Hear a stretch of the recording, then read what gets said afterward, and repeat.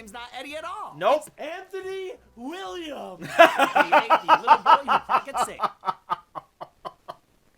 Oh, anytime you see that Scream reference, I love it. Hey guys, my name's Dan, and this reaction comes from Dead Meat. This is Mr. Crocket 2024 Kill Count, and this was one hell of a movie with a pretty interesting premise, lot of very interesting practical effects as well. Can't wait to get into it. Can't wait to see what James has to say about it, and what else is going on within this movie, the behind-the-scenes stuff. That's always very interesting to me, so let's get through this intro. So before we do, though, please check all those links I have for you down in the description below. More specifically, Dead Meat's link if you haven't already. It's a great way to support the entire Dead Meat team. And a great and easy way to support me is to go right below this video and click all those buttons down there. And a great and easy way to support me is to go right below this video and click all those buttons down there. Because I'll let you see future reactions that I do, but also helps my channel to grow. And without any further ado, let's go. Welcome to the Kill Count. Aw, yeah. And all our favorite horror movies, and so I kind of figured he was going to be dressing up like him. He looks good.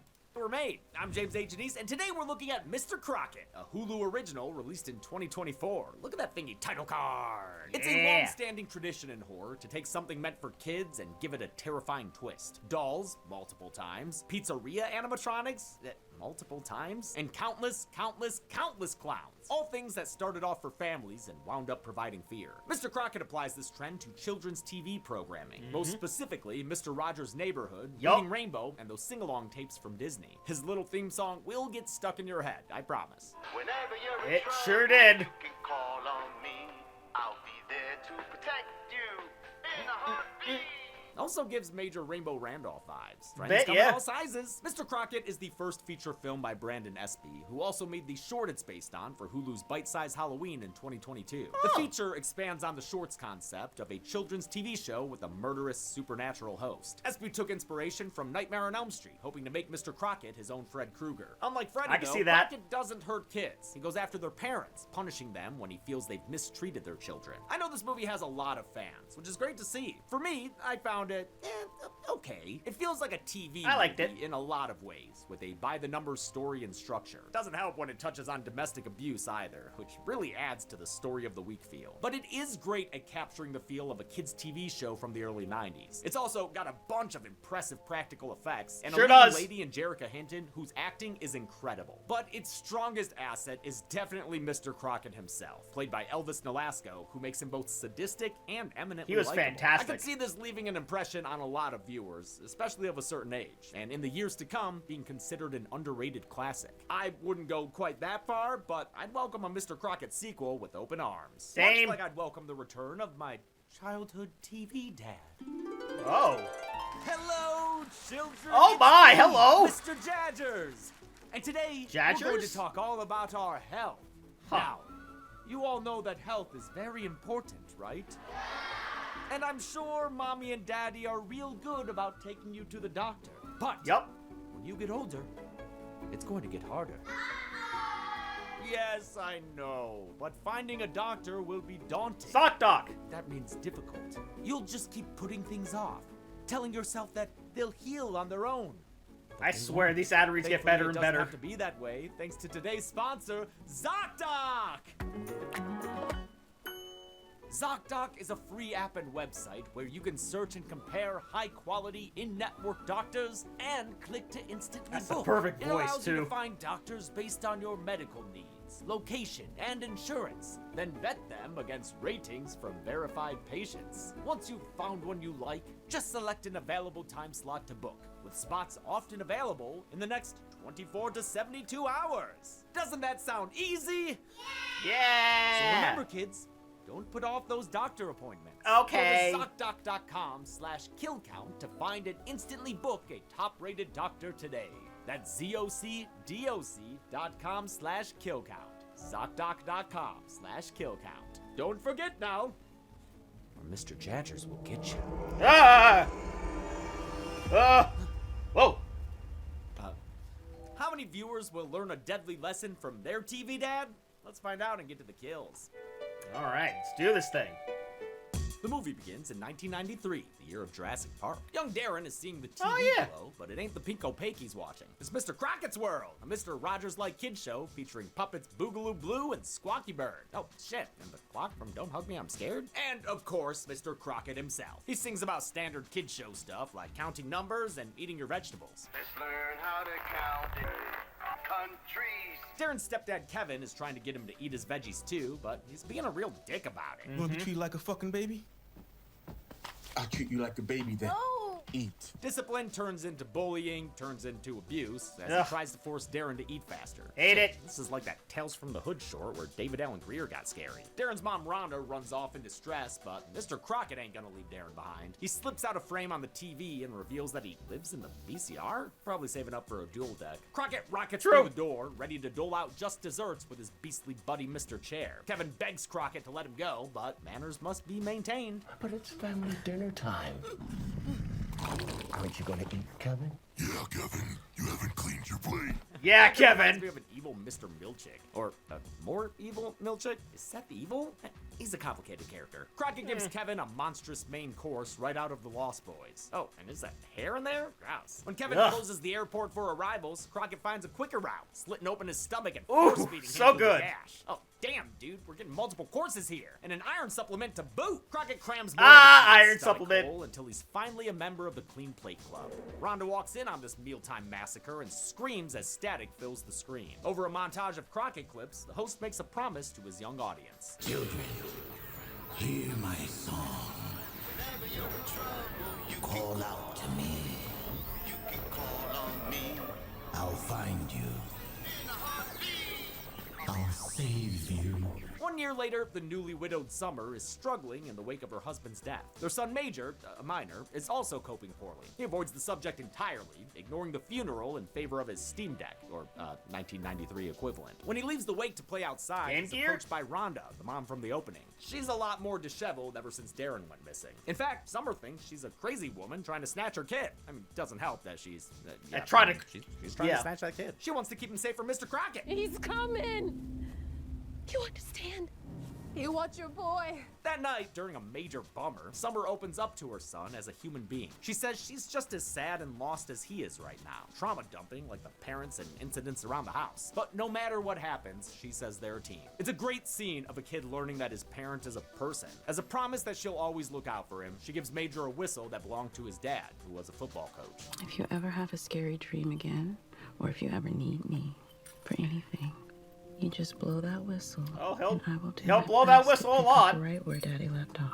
Unfortunately, one heart-to-heart bedside chat doesn't keep Major from being a major problem. He acts out like hell, blowing that whistle Major more problem. than too short and running around screaming Icona Pop. I don't care. Summer's patience is wearing thin, and these parenting tapes don't help. Instead of spanking your child, allow your child to spank you. Yeah, Ugh.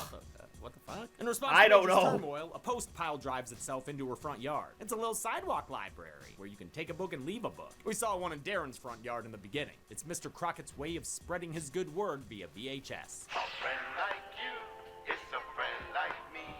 A friend like us is a friend like we.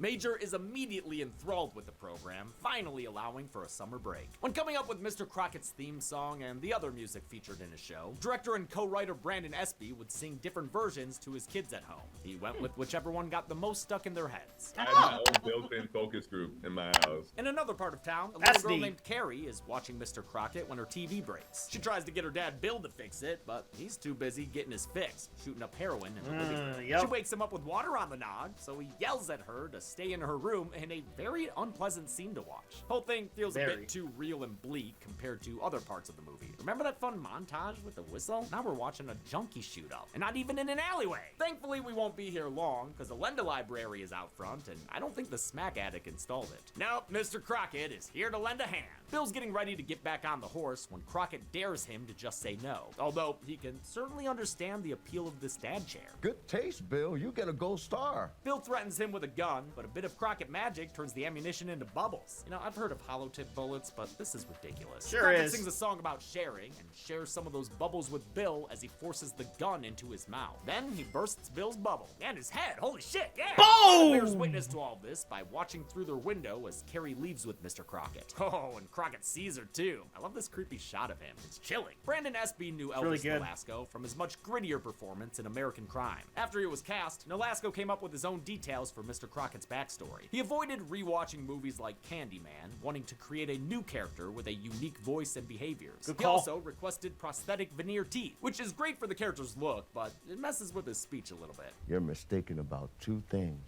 First, your gun seems to be having some issues. Major is still binge-watching Crocket, and Summer's starting to grow tired of it. She also don't like the way that puppet bird be peeping at her. It's staring for a bit too long, straight through the screen. Fucking public television. I want my damn donation back. She tries to limit Major's Crocket time and tells him to go outside, but he has a major meltdown and starts breaking stuff Major Limp Bizkit meltdown. style. He even smashes one of his dad's trophies and a picture of him. Summer's been trying her hardest this whole time, but this finally puts her over the edge. Oh my god, I'm done with your shit. I'm done. I'm done. If this is how you're gonna act, you don't want to be on my team? Fine. All right, I quit. I quit being your fucking mother. I quit. She sends him to his room in tears in another intense scene that works well because of actor Jerrica Hinton, best known for her stint on Grey's Anatomy. Her skill as a dramatic actress really helps the weaker parts of the film. She's so good as a beleaguered mom who just wants Absolutely. to raise a decent human being. Unfortunately, his father's death has left Major acting up worse than the Babadook kid. Well after bedtime, Summer hears Crockett's theme song coming from the TV, but turning it off proves to be a fleetingly temporary solution. It turns itself on like an autosexual and cranks the volume all the way up. She goes the physical route and just pushes the set over, but Mr. Crocket Samara's out of the broken screen. Glass shards be damned. Hello there. He draws himself a portal with his magical marker and vanishes into it, coming out of it in Major's room. Wait, his portal only took him like down the hall? It's no rift gun, I tell you what. Crocket creates another portal for Major, and Summer can't Jack Torrance her way into the room in time. Say goodbye to mommy, Major. Goodbye, Mommy. Damn, kid, that's cold. Before she can reach them, Crocket and that little shit vanish through the portal. This time, it takes them farther than just down the hall. Major finds himself in Mr. Crocket's world for real, although something feels off about it. Amidst the Technicolor PBS paradise, there are flashes of a more sinister reality. It's a nightmare world with a blood-red sky, a fucked up man in the moon, and a Barbara Maitland-looking bird. Yeah! For the regular, non-nightmare version of Crockett's world, Espy and crew worked to craft something that felt like a real kid show of the era. He took inspiration from some of his own childhood favorites, like Reading Rainbow, Picture Pages, Sid and Marty Krofft, and the old McDonaldland characters. Production designer Michelle Patterson designed Reading the set Rainbow. with homages to the Krofft brothers, Mr. Rogers, and Pee-wee's Playhouse, all with a bit of 70s funk mixed in. And the TV show clips were lit like real kid shows from the era by cinematographer Powell Robinson, who also shot the work of art music video for Ice Nine Kills. That's awesome. As for the puppets, they were designed by artist Alex Party, who was instructed to make them like Candyman and Nightmare on Elm Street meets Pee-wee's Playhouse and Mr. Rogers. Nailed They it. were brought to life by the crew at Masters FX, whose work we've seen in Slither and PG Psycho Goreman, which won the prime rib for best practical effects at the first Dead Meat Horror Awards. All these tangible creations helped give the show an authentic 90s feel. Back in the real world, it's a terrible day in the neighborhood. Summer's putting up missing posters when she stumbles upon the crime scene at Carrie's house. A neighbor mentions that the TV had its screen punched out. Summer realizes Mr. Crocket must be behind this American crime. She heads to the library for a good old-fashioned microfiche montage. We love to see it. Yeah, you find that, folks. Oh yeah, there it is. Summer learns that Emmanuel Crocket used to be a children's TV host, like a regular one of the non-supernatural kind. But in 1979, he kidnapped a boy named Anthony Williams and was subsequently killed in a police shootout. Summer's research is interrupted by the sound of a familiar theme song. She wanders into the AV room where Mr. Crocket reveals he knows what she's up to. I see that you've been looking for me. Well, here I am, silly goose. He tells her to stop looking, or else. Unless you want to join your husband in hell. He gets grabby, so Summer gets the hell out of there. At the exit, she's stopped by a man who introduces himself as Eddie. He saw her at Carrie's house earlier and overheard her talking about Major missing. He tells Summer that his daughter was also taken by Mr. Crocket 5 months ago. He asks her to work with him, since she's the only person who's seen Crocket and lived to tell the tale.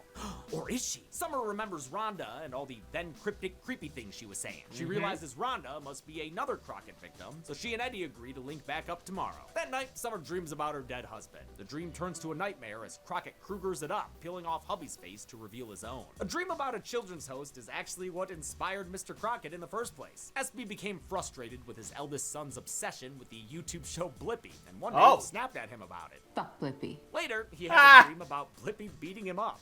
And I had a dream one night. I was like, damn, what if, like, I kind of yelled at him about it. And I dream, I'm like, what if Blippi, like, whooped me? You know, beat me up because of this, because yelled at my son. That fight with Dream Blippi led him to develop what became Mr. Crocket, who even sports a similar bow tie. The rest of his look was inspired by Mr. Rogers, of course, and SB's own father. Summer wakes up to the sound of someone at her door. It's Eddie, who says he's managed to track down Rhonda. Well then, load up the smile sound effects and let's go!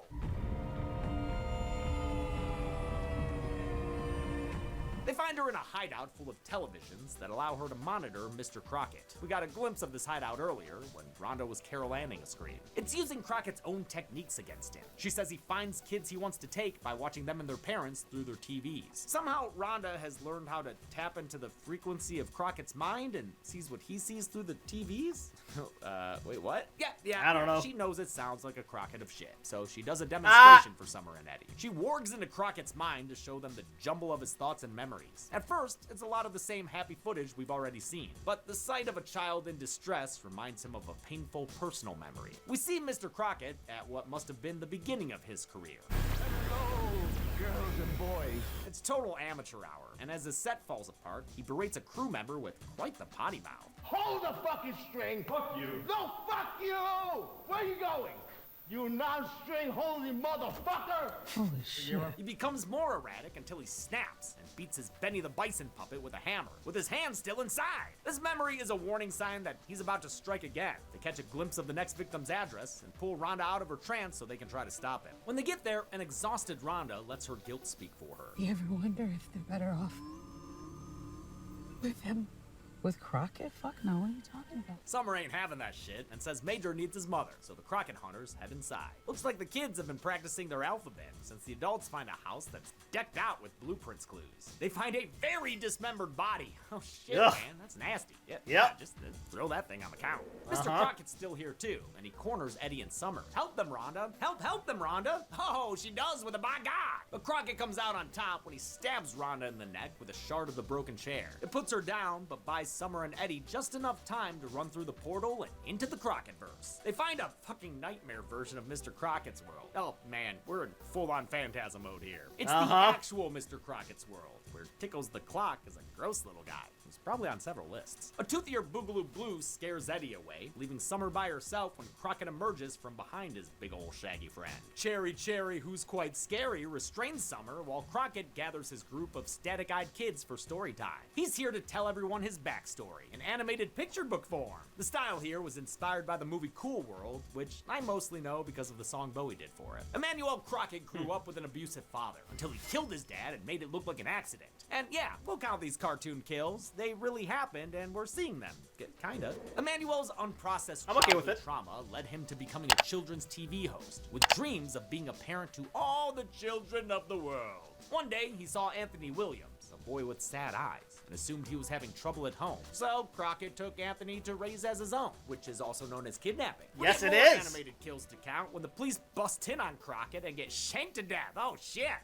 Then the police, wait, what the fuck? Opened fire at little Anthony while he was running out of the closet? Crocket saved the boy by jumping in front of the bullets, shading in the shootout story we learned about at the library. After his death, Crocket went to hell and made a deal with the devil. He'd send bad parents to hell in exchange for his own pocket dimension, where he could take their kids. He'd keep them safe and happy down there. No pain, no anger, no yelling, no spanking. Summer calls out to Eddie for help, but surprise, his name's not Eddie at all. Nope. It's Anthony Williams, aka the little boy who Crocket saved. Oh, anytime you see that Scream reference, I love it. Hey, you know, after kidnapping him. I've been trying to come home to him since I was 9 years old, and thanks to you, I've made it. It's a little obvious. Dude was acting sus from the get-go, and even had a tape of Crocket songs in his car. Sure Turns did. out Anthony wanted to stay with Crocket, and doesn't want to let Summer destroy his chance to get back with the bow-tie guy. He goes to end Summer like Labor Day with some hilarious encouragement from the chair. But he stopped when Mr. Crocket calls him over. Anthony goes for a hug, but Crocket says he doesn't belong there. Anthony is an innocent young boy. You are an old, bitter, insane man who have done nothing with his life. Damn, Crocket really John Cena'd him. Even worse, he sticks blue on Anthony, and the puppet eats him alive. Well, good. That problem kind of fixed itself. Crocket agrees to give Summer one chance to convince Major to leave with her, so she wipes the film away from his eyes. They hug, and that's nice.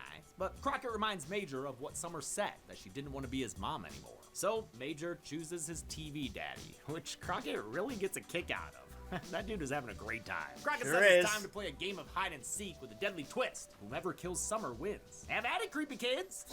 The children become little demon spawn, running around this dark boiler room, squawking and scratching and biting at her. Squawky Bird swoops in for some foul play too, but Summer ducks that bird right off. But he ain't humanoid, so he don't go on the count. Crocket finds Summer and says, "That's it. Game over, man." He draws a knife, literally, and gives it to Major. He encourages him to kill his mom, just like he did his dad when he was young. But Summer is able to snap Major out of it when she finds and blows the whistle. With his trance broken, she tells him that she loves him, and that convinces him to stab her. Wait, what the fuck? No. Just kidding. Major pulled a switcheroo and snatched the magical marker out of Crocket's hands. I guess that's enough to break the trance he has over the other kids. What, did he rule by Crayola decree? In any case, he ain't happy about it. You don't know who the fuck you're talking to. Oh, that Rainbow Book motherfucker is a candy-ass bitch next to me. Hey, LeVar Burton is a national treasure. He sure is. Summer cuts off Crocket mid-threat and cuts him in half with his own magical marker. His top half is still crawling around as they disappear through the portal, but you know what? I'll still count him as another kill. Why not? It's fun. Back in the real world, we find out Rhonda wasn't killed, so she gets to see her son Darren again in a bold and beautiful reunion. The other kids? Well, their parents all died, so it's off to the foster system, I guess. That'll go great, I'm sure. But hey, at least Major and Darren can be friends. And Major's friends with his mom now, too, tossing around the old pigskin. Oh, shit, and Casper's in theaters? Yup. Yeah, things really did turn out okay. At least until Major's teacher comes by to have a talk with Summer. There have been problems with Major at school. He's been acting more aggressively, and the other kids are afraid of him. They're especially afraid of the man Major calls his dad. They believe he'll come through their TVs and take them away. Oh, and here he comes through your TV right now. No, it was just a pre-credits jump scare. False alarm. Hey kids, did you count how many victims Mr. Crocket killed? Yeah! Well, I know how we can all find out. Follow me, and let's get to the numbers. Yay!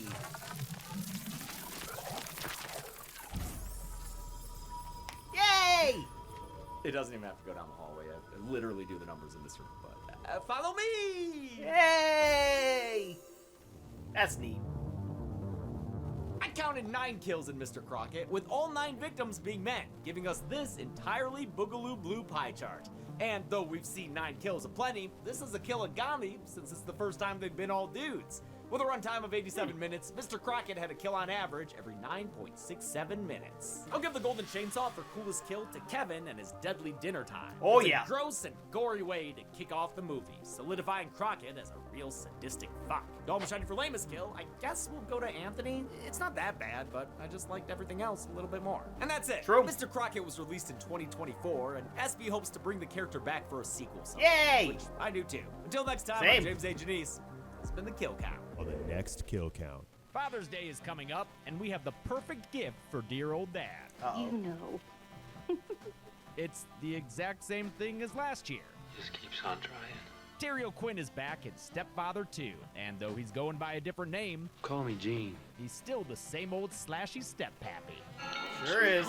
That means he's got another mom to seduce, another child to traumatize, Doesn't have anything to do with you. and a whole host of obstacles to turn into corpses. Stepfather 2 moves away from the bounds of true crime and sees Henry Jerry Jean go full slasher villain. That is good. That is very good. You might think that would make for some bloody good fun, but instead, this is mostly a well-acted bore. Not too popular, are you? But don't take your kill daddy's word for it. Find out for yourself by watching Stepfather 2 this week. Not in this lifetime. Then on Friday, Daddy's back home for the kill count, only on Dead Meat. What's the matter? You afraid to start dating? Stepfather 2. All right, Currently so Mr. Crocket, one hell of a movie.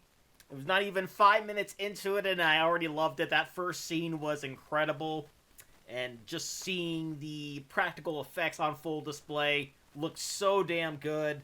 And, you know, because of that, because of the whole nature of everything, but what was going on with the kid, you start to like the character. You start to like the fact that he's getting revenge on these really, really awful people, but it slowly builds up to the fact of, like, okay, he is pretty sadistic and he's pretty evil, so maybe we shouldn't like him so much. Then we also had, you know, the perfect weapon to kill him, because they tried to kill him before, but, you know, he was able to sort of control things, but wasn't able to control that wand too well. I love the fact that they were able to sort of have that weapon be used against him and be the thing that put him down. Not for good, because it doesn't really seem like it's for good, because we're probably going to get a sequel out of this, but it was the perfect weapon to take him down, at least for the time being. And all in all, it was a fantastic watch. Wasn't too long of a movie either. It was, I think it was like 90 minutes, something like that, and it was very easy to watch, very, you know, it kept me engaged the entire time. I absolutely loved it. But that's going to do it for me here. Comment down below. Let me know, what did you think about Mr. Crocket? Please leave a like if you enjoyed it. Check all of those links I have for you down in the description below. Then lastly, and most importantly, I want to give a huge shout out to all my $5 and up supporters on Patreon. Cruising, Wolverine 310, Kester Cronin, Joseph McSweeney, Roadrunner 1967, Chris Curtis, Voss Coffany, Misa, Flea Street Vicomp, Steffi, Songbird 177, Inca Linquist, MB Cardall, 20 Owl, The True Sunny Hero, Hot Girl Bum 2, Flaming Inferno, and Powerpuff Girls fan number 8. And if you too like to have a shout out at each and every one of my videos, please head on over to patreon.com/TheDamnReactor for more. And I'll see you guys next time.